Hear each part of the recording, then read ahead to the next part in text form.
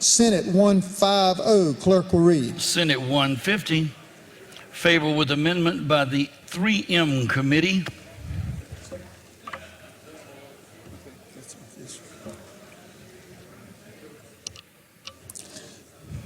We're on Senate 150, page 24. Amendment number 1 is Ways and Means. Who has Amendment 1? 3M. Mr. McCravey, for what purpose do you rise, sir? Point of order, Mr. Speaker. Mr. McCravey, you have a point of order on Senate 150. Mr. Speaker, Rule 5.3E of the House rules state that any bill or resolution considered by the House of Representatives on second reading that raises revenue must conform to the provisions of Article 3, Section 15 of the South Carolina Constitution. South Carolina Constitution, Article 3, Section 15 says that all bills for the purpose of generating revenue must originate in the House of Representatives. This bill, after the definitions, the first thing this bill does is an enabling tax. This tax is at the point of sale. It creates a new point of sale tax for 6 cents out of every dollar for marijuana products. The new 6% point of sale tax created by S150 does not exclude other taxes. So marijuana sales would constitute a product for sale under the existing state tax law, and that law specifically states that sales taxes are in addition to all other taxes. Since S150 creates a new additional tax, marijuana sales will be subject to this new tax in addition to sales tax. Mr. Speaker, this is important because the enabling tax is meant to fund DHEC's new and enormous responsibilities under the Act. S150 requires, for example, that DHEC shall issue licenses for 270 new cannabis dispensaries. They call them pharmacies in the Act. DHEC shall, after licensing, regulate the operations and track the sales of all marijuana from 270 different pharmacies in our state. This bill also says that DHEC shall license 15 cultivation centers. In addition, they must regulate, monitor, and track all of the operations of these cultivation centers. In addition, this bill says that DHEC shall license 30 processing facilities to manufacture marijuana products in our state, and they must also regulate, monitor, and track this stuff. So the new 6% sales tax is meant to enable DHEC to be able to do all these things. The new tax goes first, and it has a complicated allocation scheme. It first goes to DHEC for the licensing, regulation, monitoring of these 320 marijuana establishments. But any excess from this tax will go to 75% of the excess under this bill goes to the state revenue, thereby raising revenue for the entire state, and the remaining 25% of any excess funds go to various different departments of our state, including Education Department, Drug and Alcohol Abuse, and USC and MUSC for clinical trials of marijuana. Mr. Speaker, I'm going to hand you up a brief, but there's a 2015 Attorney General opinion that was asked for by the senator from Pickens, and under this Attorney General opinion, it was expressed the opinion that the Senate bill to fix our roads was unconstitutional because it did not originate in the House of Representatives. I would say this is on all fours, and based on the Supreme Court precedents and the South Carolina Constitution, this revenue-raising bill should have originated in this House of Representatives and not the Senate. Since S150 originated in the Senate, the bill violates House Rule 5.3E and Article 3, Section 15 of the South Carolina Constitution. And with Speaker's permission, I'll hand up a brief on this issue. Yes, sir. Okay, we have a point of order. Could you cite the section again? I heard you say 5.3, but I'm not sure. Thank you. 5.3E. Mr. Herb Kirschman, would you like to be heard, sir? Yes, sir. I'd like to speak to that point of order. From a practical matter, Mr. Herb Kirschman, give me 1 second. Let me get something else to write on. Sure. I'm sorry, Mr. Herb Kirschman. Go ahead, sir. And of course, Mr. Speaker, we weren't prepared for this, but we knew that in the point of order galaxy somewhere far, far away, this would come up. So, from a practical matter, I think even a license tag bill that originated in the Senate that would raise revenue or cost revenue would qualify under this. It would actually cause gridlock. But from a pure legal standpoint, which we have great legal minds in here, such as yourself, the Attorney General has rendered an opinion on that, and it's in State versus Stanley, 131, Section 513, 127. Our Supreme Court stated that this provision of the Constitution only applies to bills to levy taxes in the strict sense of the word, not bills for the other purposes which may incidentally raise taxes. This is an incidental tax raise, Mr. Speaker. Also, too, including in that opinion is, and I say again, we have great legal minds in here who have brought us, with no deference to Mr.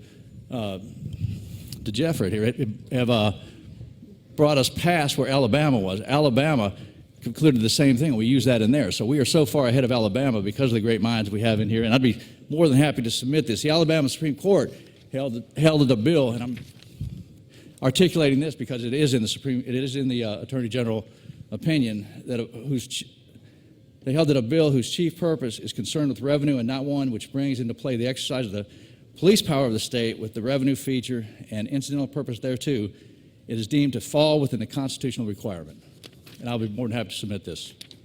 Yes, sir. I'd appreciate copies of any of the cases you referred to. I tell you, based on the commandment we got from our Speaker-elect and recognizing the time, what I would like to do is take this under advisement. I will take the materials that were provided by Mr. Herb Kirschman, the materials that were provided by Mr. McCravey. Mr. Reed, I also want to see any precedent we have in the House on this particular issue, and I will work on it during the lunch break, and I will have a ruling as expediently as I can. This is obviously a very important bill to a number of people. I'm going to take as long as I need to get it right. Notwithstanding Mr. Rutherford raising his hand, I will call on you, Mr. Rutherford. And so what I will do is take it under advisement if I can be ready when we come back. If not, the clerk informs me we could move forward on the next bill and come back to it at that point. So, Mr. Rutherford, you're recognized for, I assume, additional legal argument. Well, only, Mr. Speaker, because I wouldn't want us to come back from lunch, and I think it is a good time for us to take lunch. Wouldn't want us to come back from lunch and then have a ruling issued without being heard on the point, because you and I have both been here long enough where people had bills to raise penalties on speeding tickets, or raise penalties on tickets where someone passed a school bus. And those bills, a lot of them emanated from the Senate.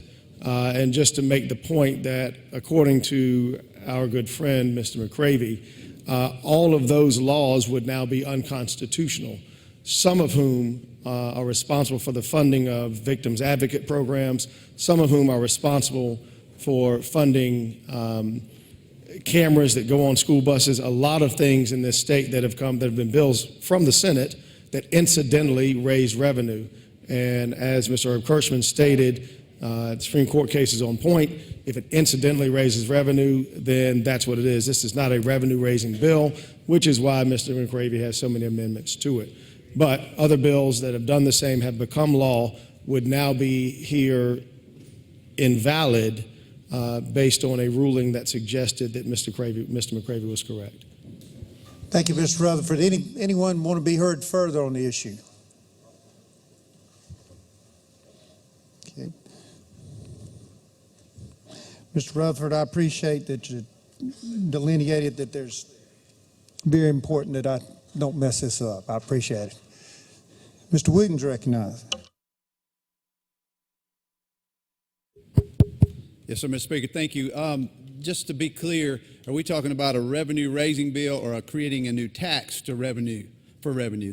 I think that's the question that we're trying to figure out here. Well, I think, Mr. Wheaton, what I'll do is taking the arguments I've heard, and rather than us arguing it on the floor, I will go through what I've heard, what the motion, the point of order is, and look at the Constitution, look at our thing, and then perhaps I can better answer that question after I do my homework. Thank you, Mr. Speaker. All right, thank you. Anything further on this issue? All right, with that being said, Mr. Rutherford moves we recess for lunch for 1 hour. We'll be back at 1:30. Thank you.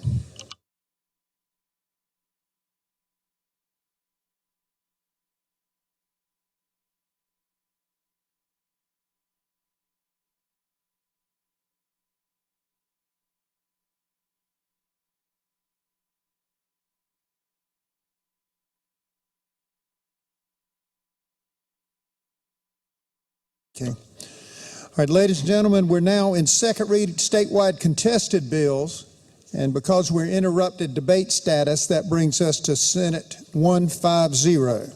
When we left Senate 150, I was presented with a point of order under Rule 5.3E, which references Article 3, Section 15. I've read the rules.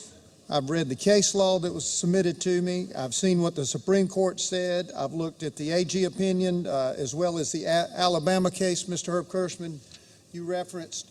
I've looked at precedents of the House, and I am prepared to rule. If you bear with me, I want to make sure when I came in the room, I saw Mr. Rutherford act like I was taking too long or Jay was taking too short a period of time. I'm going to tell you exactly what I looked at, exactly why I did it, and exactly why I'm ruling. So.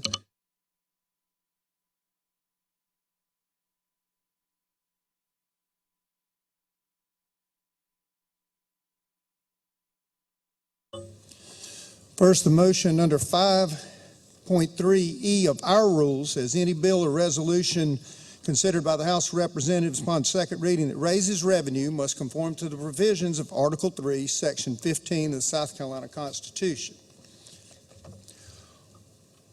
Article 3, Section 15 indicates that bills for raising revenue shall originate in the House of Representatives but may be altered, amended, or rejected by the Senate. All other bills may originate in either house and may be amended, altered, or rejected by the other. So the question before us is concerning bills raising revenue. I looked at State versus Stanley, which was provided and referenced, I believe, by both sides. Let me get that in front of me. State versus Stanley, the Supreme Court in 1925 addressed this constitutional issue and stated that the provision of the Constitution only applies to bills that levy taxes in the strict sense of the word and not to bills for other purposes which may incidentally raise revenue. So in digging behind that and looking at the case, a bill to raise revenue is only applicable to bills that levy taxes in the strict sense of the word and not to bills for other purpose which may incidentally raise revenue. And I want to share with you the case that Mr. Herb Kirschman indicated, and let me lay hands on it. State versus Stanley defined a bill to raise revenue to be only applicable to bills that levy taxes in the strict sense of the word and not to bills for other purposes which may incidentally raise revenue. The court stated that a bill, and this was the bill that was the subject matter in the Stanley case, provided penalties and fines for the illegal sale of furs and mandated that the fines go half to the Game Protection Fund and half to the county school fund, was not a bill to raise revenue. It recognized that such penalties and fines incidentally raise revenue and were not sufficient to make the act a revenue-raising measure. So our Supreme Court has taken a very restrictive view in that it has to be an act that levies taxes, I've said this several times now, in the strictest sense of a word. An act providing for penalties and fines, not revenues, was ruled not to be a revenue measure. The reason I bring that point up, Mr. Rutherford, Ms. Herb Kirschman also mentioned, let me grab hold of my notes there, opening Pandora's box with license tag fees, speeding tickets. Mr. Rutherford indicated a number of those would all be unconstitutional. Mr. Herb Kirschman, in looking at the Alabama case, Got too many notes and not enough room. Looking at the Alabama case that was referenced in the Attorney General's opinion, it was talking about the police powers, and now that was not the case. And I think the police powers, like the speeding tickets and other fines and fees, would not apply in this section, even though this section of the bill and going through the bill actually does have fines and fees and different things, for different violations. So that the main crux here is looking at what is the bill doing in regards to any taxation. I looked at the precedents in this body. I will note that Speaker Wilkins overruled a similar motion and said that the money in that particular bill transferred to the flow of revenue and did not impose a new tax. I read 3 different times that Speaker Shaheen had sustained such a motion as applying under the Constitution. I ruled that Speaker Blott said it only applied to bills that levied taxes in the strictest sense of the word and raising revenue not appropriately focused. And finally, again, as I mentioned, Mr. Rutherford, I think there's a distinction on tags, fines, and fees and things as being unconstitutional. So in that regard, I want to bring us now to the bill itself. So in section 4453-220, again, I apologize for shuffling so many papers, but in that section, let me lay hands on it. It establishes the South Carolina Medical Cannabis Fund. It divides out how the money is to be divided, including any excess revenues generated. 75% would go to the state general fund. In section 4453-240A says all sales of cannabis products are subject to the 6% sales tax at the point of sale. Now, I'm sorry, not the 6% sales tax, a 6% sales tax. I note that it appears that this bill creates an additional 6% sales tax.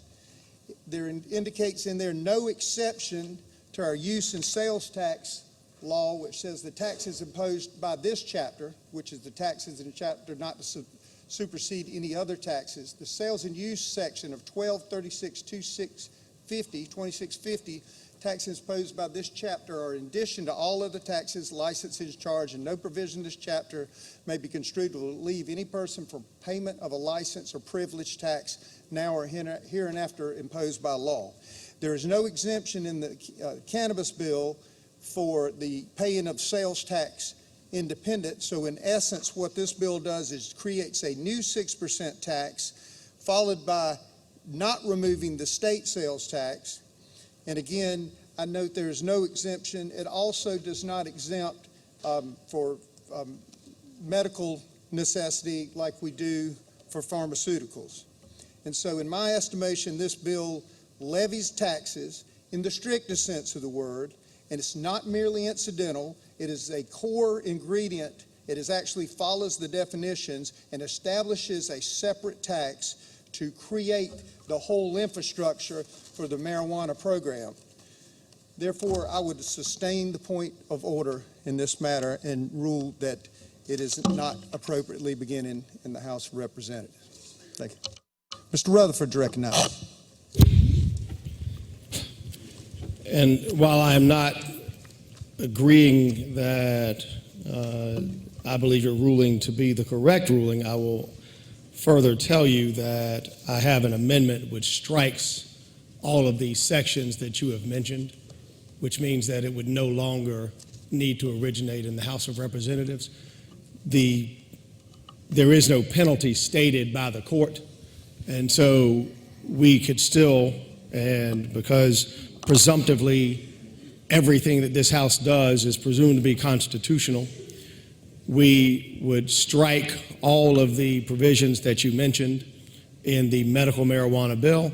It would not be a bill raising taxes and revenue, and would therefore be a medical marijuana bill and not out of compliance with your ruling.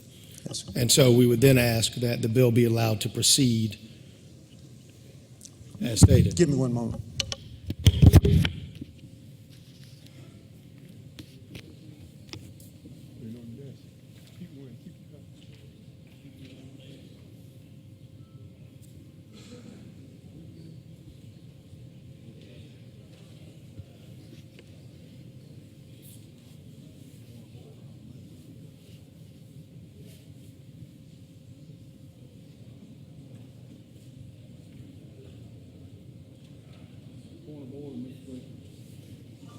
Mr. Rutherford, I recognize what you're trying to achieve. It's my understanding in talking to Mr. Reed that once I've ruled the bill is out of order, then it cannot be amended subject because it is now out of order for the purpose of this House. But at that point, Mr. Speaker, with all due respect, it gets to the point of challenging the ruling of the chair, because if I can amend a bill and take out all of the taxing sections and the bill is still a bill, it is not a bill whose primary purpose is to levy taxes. Mr. Rutherford, as the court doesn't give advisory opinions, but as I understand what you're saying, I think if you move to appeal my ruling, Yes, sir. if you are successful, Yes, sir. then my whole line of reasoning, if you're able to amend in that regard, I see exactly what you're saying, because I had to base my ruling on something and I based it on the financial aspects of it. So procedurally, the bill is dead right now. I believe your avenue, and again, not to tell you how to conduct your business, your avenue would be to appeal my ruling. If you're then successful, then I think the bill would still be viable, and then you could amend it. Yes, sir. And so that is what I would like to do, is appeal the ruling of the chair. Yes, sir. Mr. Rutherford has moved to a.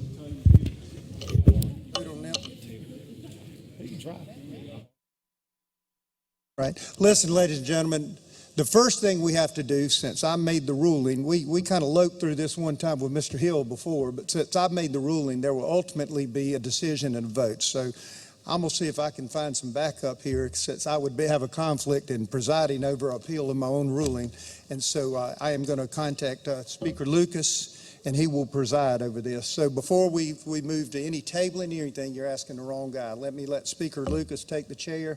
Mr. Rutherford can make his motion, and you can make any motions you need to. Thank you, sir.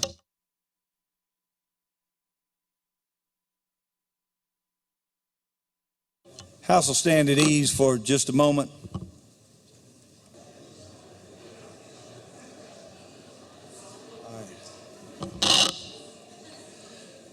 All right, House will be in order.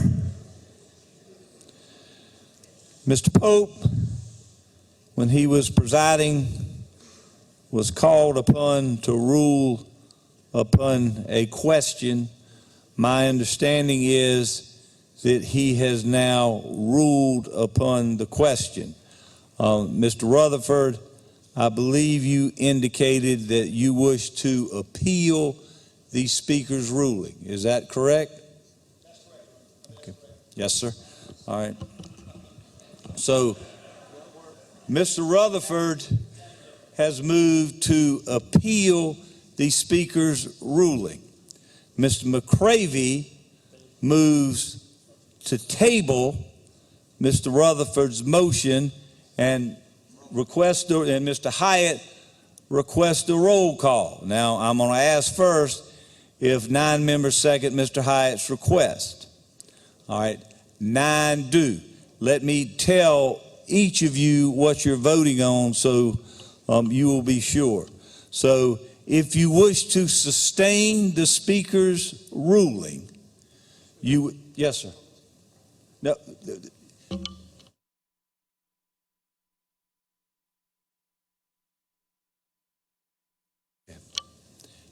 So again, if you wish to sustain the Speaker's ruling, you would vote green to table. If you question, Mr. Hart.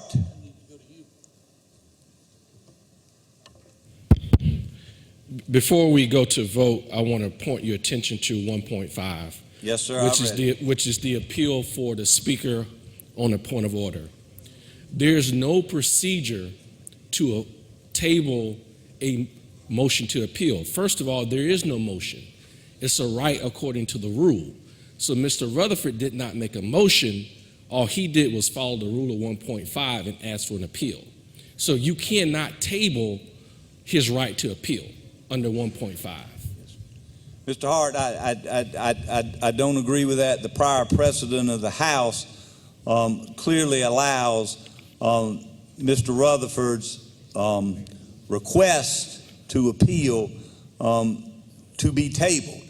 If it is not tabled, then it's my understanding that each member has the right to speak for 20 minutes on the issue, and I want to make sure that's correct, Mr. Clerk.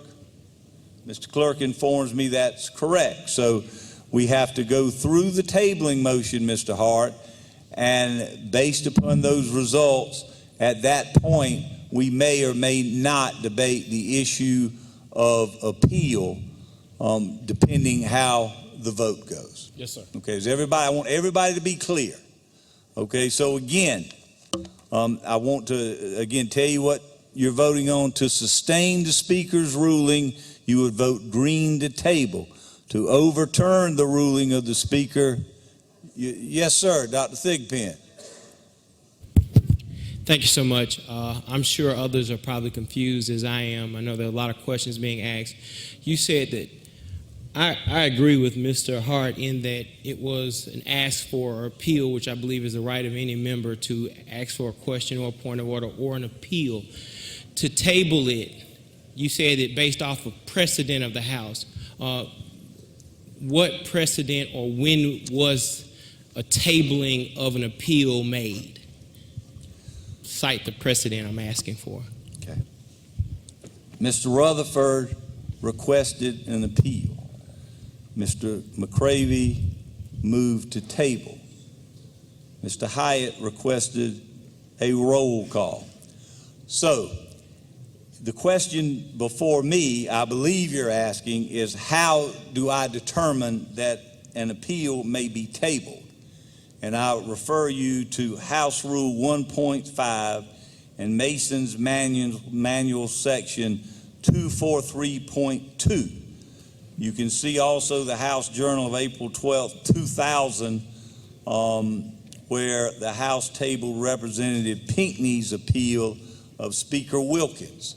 So again, looking at the rules, looking at Mason's, looking at the precedent, and again, I'm going very slow because this is something we don't do very often, and I just want to make sure everybody understands where we are.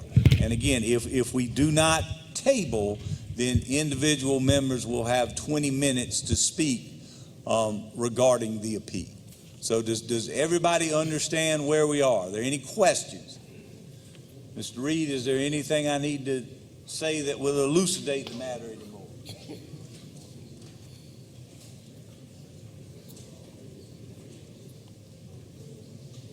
All right, we're trying to fix the board.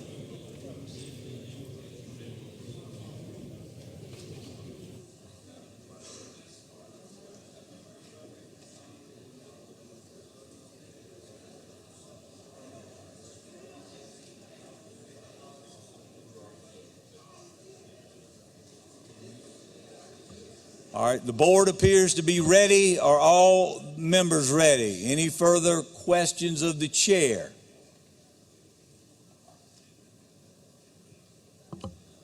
Roll call is required in order. We'll vote on the board.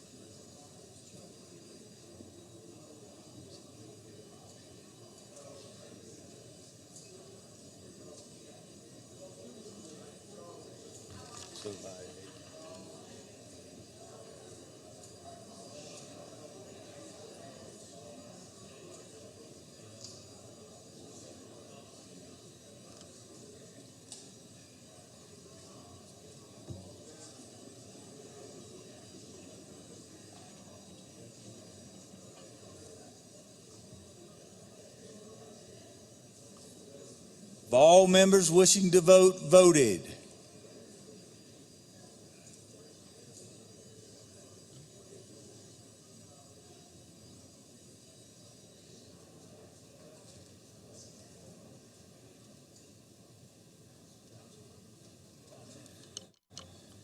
Time has expired. Clerk will tabulate. By a vote of 59-55, the appeal is tabled.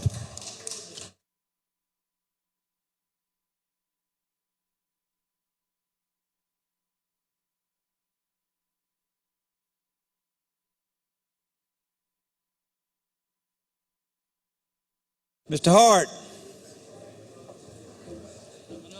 House be in order. Thank you, Mr. Speaker. I do have a point of order in reference to our vote of laying the appeal on the table. And to make sure that we're very specific and make sure that we're on point, I want to direct the Speaker and the clerk to page 182 of Mason's Manual of Legislative Procedure. And let me know when you reach that section, sir. You saying section 182 or page 182? I'm sorry, page 182. Okay. Excuse me, can y'all, right here, can y'all, this is very serious right here. Page 182, it is section 233, laying the appeal on the table. So in essence, what we just did was there was an appeal and it was laid on the table by Mr. McCravey. If you look at section 3 of 233,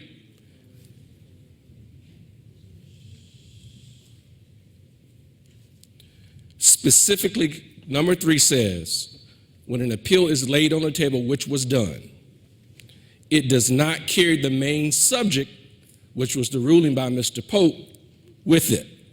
But the question out of which the appeal arose is still before the body. So that means that question is still here about the ruling of Mr. Pope that he made under that section.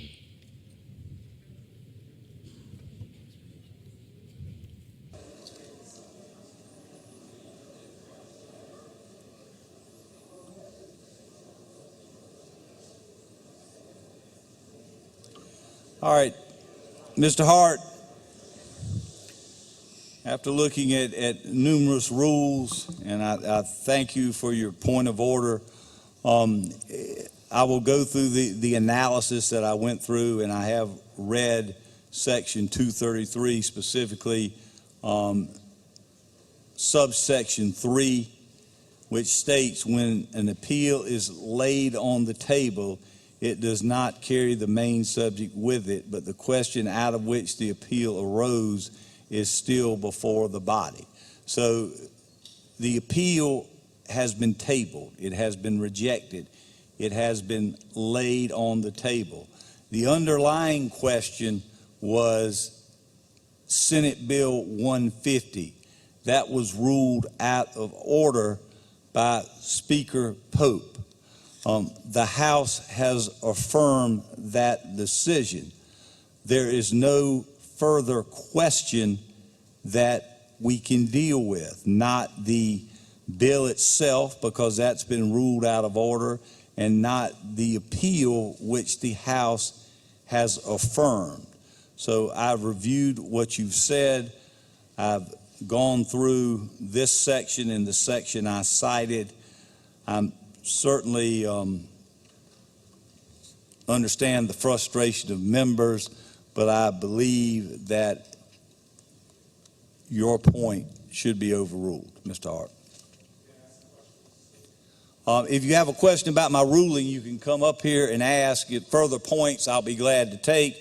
As members noted, we didn't rush to any other topic after the ruling was made.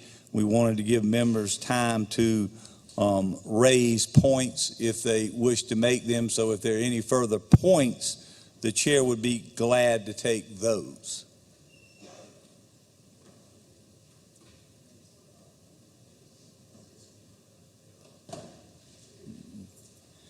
Ms. Cobb Hunter?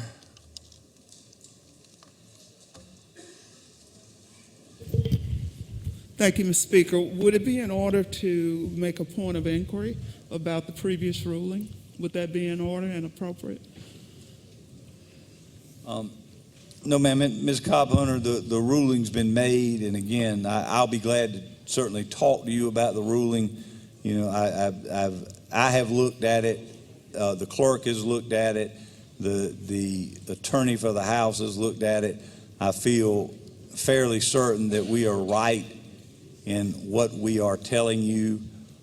So again, if any member wishes to talk to me about my ruling with regard to the appeal or with regard to Mr. Hart's point of order, I'll certainly be glad to speak with them in the back room. But no, ma'am, that you can't ask about the ruling once it has been made, and I have overruled Mr. Hart's point of order. Thank you, Mr. Speaker. Yes, ma'am. Thank you, Ms. Cobb Hunter.